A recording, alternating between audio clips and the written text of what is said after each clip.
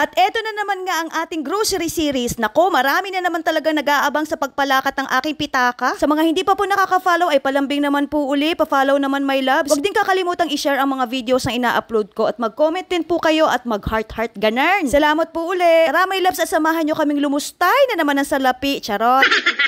Eto nga kako at para maiba naman ay di naman kami napadpad sa Pure Gold. Medyo traffic nga kasi sa pagpunta dito kaya naman tamad na tamad ako mag-grocery din eh. Sa pagkakatanda ko ay pangalawang beses pa lamang ako nakapunta dito. At yung una pa nga ay 19 kopong-kopong pa nga. Ang sabi nga kasi ng isa kong BFF na si Jolly ay shout out pala sa'yo Jolly. Mas pura nga daw dito compare sa hypermarket at sa all day. Ay di subukan natin kung makakamagkano ako din eh. Kahapon pa pala itong video na ito at dahil nga ngayon ay birthday ng sister ko na si Ate Judy at bukas naman ay birthday ng anak kong si Kulin ay kakoy maghahanda ako kahit kaunti. Ay sa totoo lamang ay tuwing birthday ko hindi naman talaga ako naghahanda o wala talagang ganap. Kung hindi ako may work ay talagang ako'y tamad na tamad ipaghanda ang sarili ko. Ni wala man lang ako natanggap na cake, hindi ba ate? Oo nga. Oo naman daw, sabi ni Ate Yoli.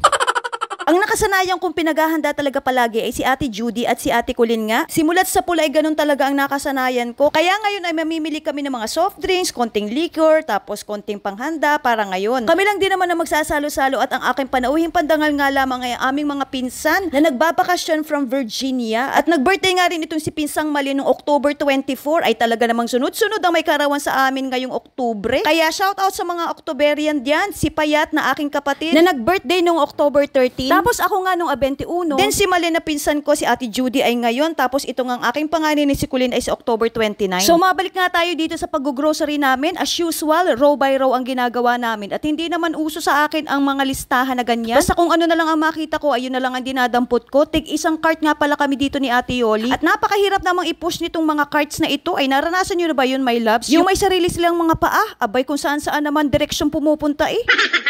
Hahatiin ko pala itong video na ito at kung ano ang haba ng resibo na pinamili namin ay siya ring haba ng video na ito my loves. Kaya ito muna ang mga dry goods ang aming uunahin. Na mga oras na nga na yan ay medyo nahihilo na nga ako. 10 AM pa nga lang kasi ng umaga at hindi pa rin nga ako natutulog simula kagabi pa. Ibang level na talaga itong insomnia ko. Ay nako, wala nang kaipek-epek sa akin ng mga melatonin na yan. Hindi ko na talaga maintindihan kung bakit ba ayaw huminto ng utak ko sa kaiisip. Kumbaga sa computer ay ayaw naman mag-shutdown. Ay giatay, uy.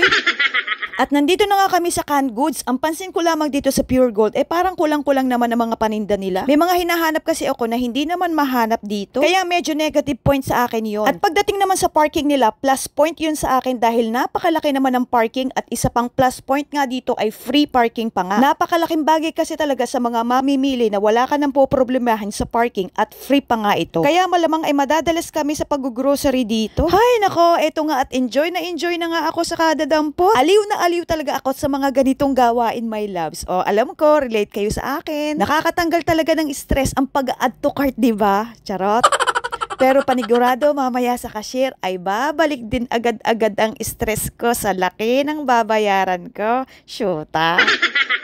At ito na nga ang part 2 ng ating grocery series. Nandito na nga kami sa meat section, mga processed foods at kung ano-ano pa. Basta sa section na ito, halos magkakatabi dito ang itlog, sugar, ice cream, mga vegetables, prutas. Meron nga palang nag-comment sa akin dati na hindi daw healthy yung mga binibili ko. Kasi yung part 1 lamang ang kanyang napanood at di daw ako bumibili ng mga gulay, ganon. Hindi lang po talaga kami madalas bumibili ng gulay pag nag-grocery kami. Madalas kasi nasisiraan kami ng gulay kapag matagal na naka-stock sa ref. Kaya ngayon ay sa talipya pa kami bumibili ng gulay para sariwa. At kapag kailangan lang sa lulutuin, saka po kami bumibili. Sayang po kasi kapag bibili ka tapos masisira lang din, diba? Kagaya ngayon na kumuha ako nito mga talong, kamatis, siling green kasi nga ay magluluto ako mamaya ng specialty kong binagoongan para nga ipapakain ko sa aking mga bisita. Kaya doon sa nag-comment na hindi daw kami mahilig sa mga healthy food ay panoorin nyo po kasi yung buong video. Hindi yung comment ka lang ng comment. Ano po?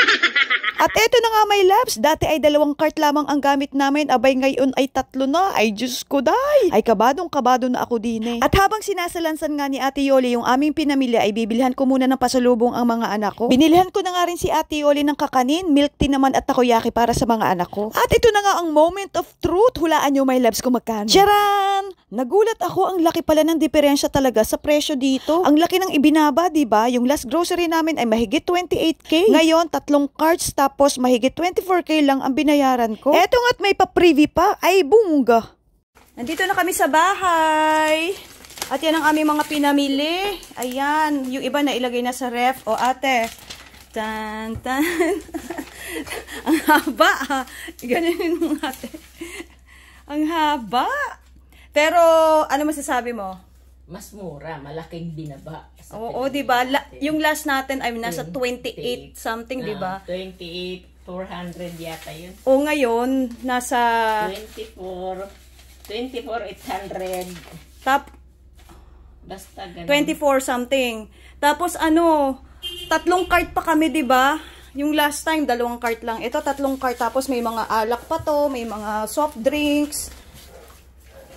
Parang ang laki na talaga nung ibinaba. Kaya lang doon, kulang-kulang. Kulang-kulang sila. Kulang sila sa mga, like, ano bang mga, hindi ko nakita doon, te. Mga fish, mga ganun, mga seafoods. Yun, kulang sila sa ganun.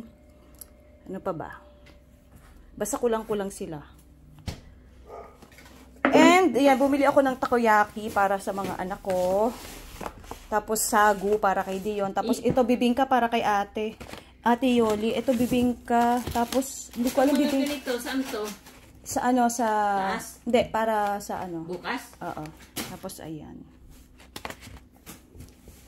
Eto nga't wala ng ice cream ang mga bata. Kaya tara't, lagyan natin, i-refill natin.